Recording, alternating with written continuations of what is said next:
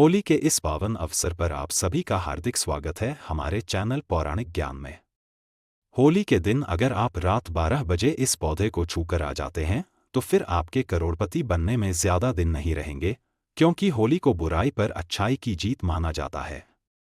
होली के दिन सभी प्रकार के पेड़ पौधे जागृत अवस्था में होते हैं।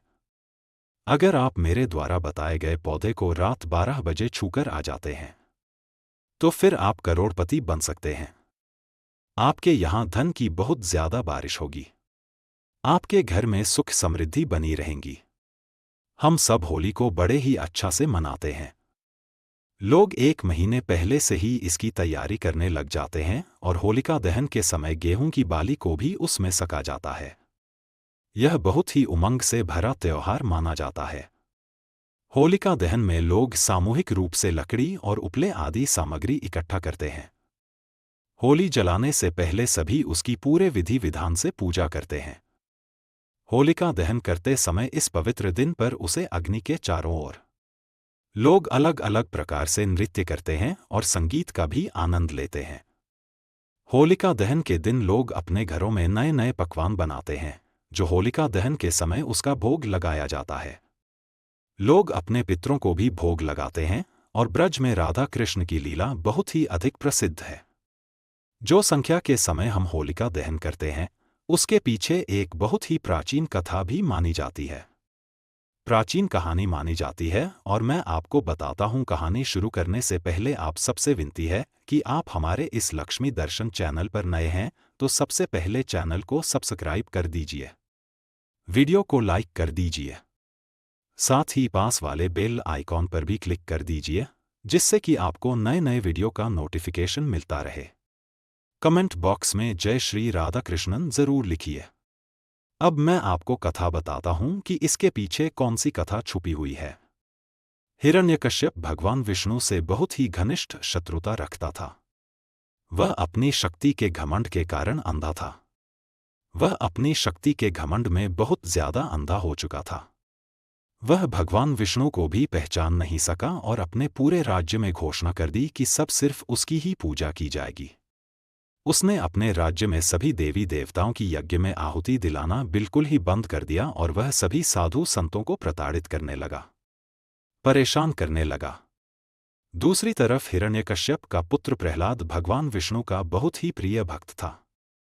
प्रहलाद से भी हिरण्यकश्यप मना करता था, लेकिन वह अपने पिता के मना करने के बाद भी नहीं माना और भगवान विष्णु की भक्ति में हमेशा लीन रहता था।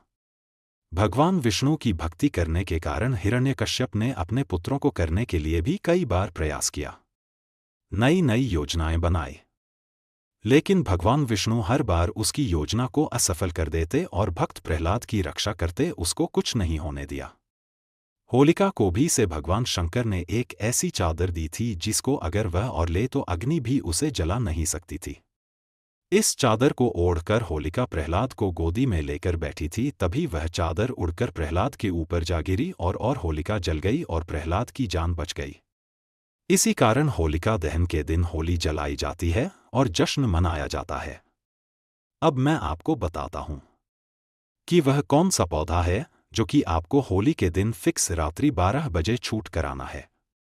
जिस पौधे के बारे में मैं आपको बताने जा रहा हूं, स्वयं भगवान नरसिंहा ने हिरण्यकश्यप को मारा। तब हिरण्य का सबके करने के बाद भगवान नरसिंहा ने नाखून के माध्यम से हिरण का शव को नरसिंहा भगवान ने मारा था और तब भगवान नरसिंहा के हाथों में बहुत खुजली होने लगी तो भगवान नरसिंहा ने अपने हाथों की खुजली को शांत करने के लिए एक पेड़ पर अपने नाखून को रगड़ दिया था, जिससे कि भगवान नरसिंहा की खुजली शांत हो गई थी। लेकिन वहां पेड़ दर्द से तड़प रहा था। तब उसने भगवान से प्रार्थना की कि भगवान आपने अपनी खुजली तो मिटा ली, लेकिन जो यह असुर रुपए रखते हैं हमारे पेड़ पर हमला कर रहे हैं, इससे हम अशुद्ध हो गए हैं। इसकी पीड़ा हमें बहुत ज्यादा सता रही है। आप ही हमें इस पीड़ा से मुक्ति दिलाएं, छुटकारा दिलाएं। तो भगवान ने उसे पेड़ की बात को सुनकर उसे वृक्ष को आशीर्वाद दिया कि जब भी होली आएगी तो होलिका के दिन और पूर्णिमा के दिन मैं तुम पर ही निवास करूंगा और होलिका के दिन जो भी होली जलाएगा और इस वृक्ष को छू लेगा, जिस पर भगवान नारायण माता लक्ष्मी के साथ होली के दिन निवास करते हैं, तो फिर उसकी जिंदगी बदलने से कोई नहीं रोक सकता है। और अगर आप पूरे सच्चे मन से, सच्ची भावना से इस वृक्ष से प्रार्थना करते हैं, तो आपकी सारी समस्याएं, परेशानियां हैं, सारे पाप दूर हो जाते हैं। अब मैं आपको इस वृक्ष को छूने के कुछ नियम बता देता हूं, जिसका पालन करना बहुत जरूरी है, क्योंकि अगर आपने कुछ गलती कर दी तो इसका प्रभाव उल्टा हो सकता है। और अगर आप मेरे द्वारा बताए गए तरीके से इस वृक्ष को छूते हैं तो 100% आपको लाभ मिलेगा। आपको इस वृक्ष को छूने के लिए अपने घर से एक नारियल लेकर जाना है और 5 पत्ता से एक लाल कपड़ा लेकर जाना है। अब आपको उसे वृक्ष को नारियल भेंट कर देना है और 5 पत्ता से हैं वह एक पत्ते का दोना बनाकर या फिर गुलाब की पत्ती पर आप रख दीजिए, और आपकी अगर इच्छा है तो आप 5 अगरबत्ती भी जला सकते हैं। और हाथ जोड़कर आप पेड़ से प्रार्थना कीजिए कि आप हमारी जो दरिद्रता है उसे हमेशा के लिए दूर कर दीजिए। मैं आपके अंदर सहित प्रणाम करता हूँ। हमारे सभी परेशानियां हमेशा के लिए खत्म हो जाएं। इस तरह से आपको वहां बैठकर अपनी समस्या कहानी है, अपनी मनोकामना कहानी है, ताकि आपकी जो भी मनोकामना है वह पूरी हो जाए। अब आपको एक लाल फल कपड़े में बांधकर वहां से लेकर आना है।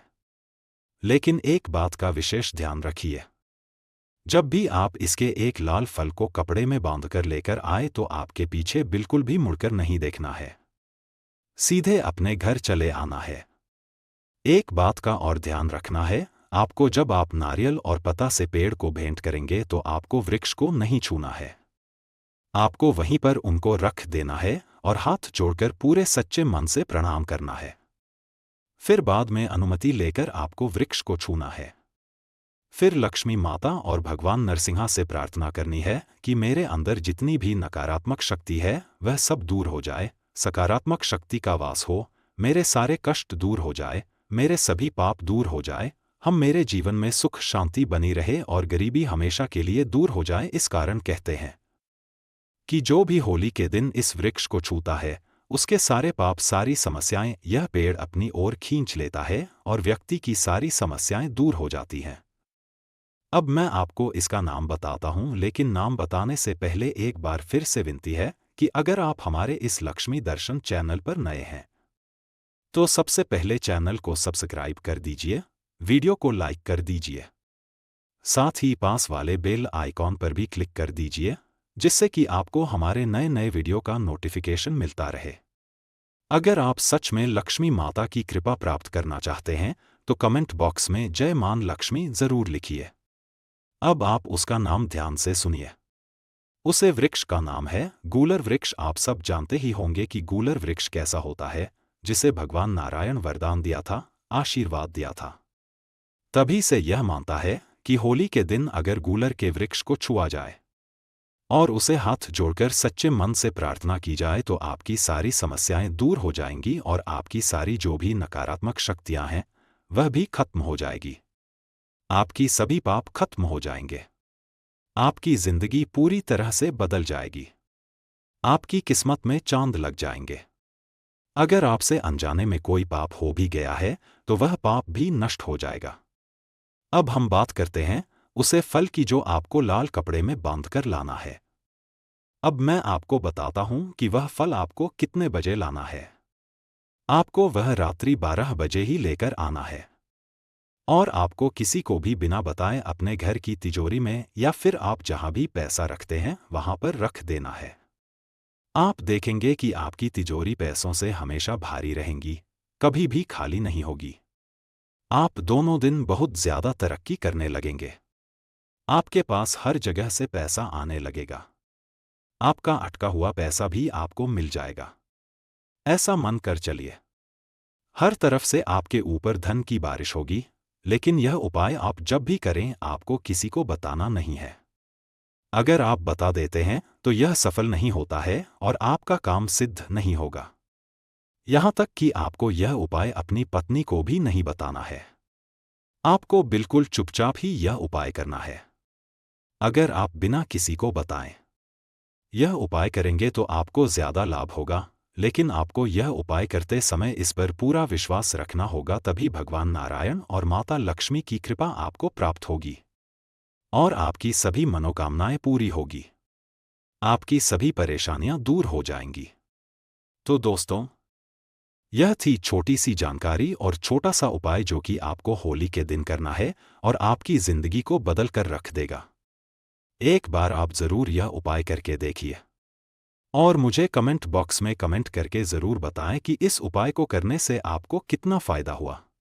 लास्ट में एक बार फिर से आपसे विनती है, आप हमारे इस चैनल पर नए हैं तो चैनल को सब्सक्राइब कर दीजिए। साथ ही पास वाले बेल आइकॉन पर भी क्लिक कर दीजिए और वीडियो पसंद आया है तो वीडियो को लाइक कर दीजिए और वीडियो को ज़्यादा से ज़्यादा अपने घर, परिवार, दोस्तों के साथ शेयर कीजिए। माता लक्ष्मी की कृपा प्राप्त करना चाहते हैं तो कमेंट बॉक्स में जय मां लक्ष्मी जरूर लिखें। धन्यवाद।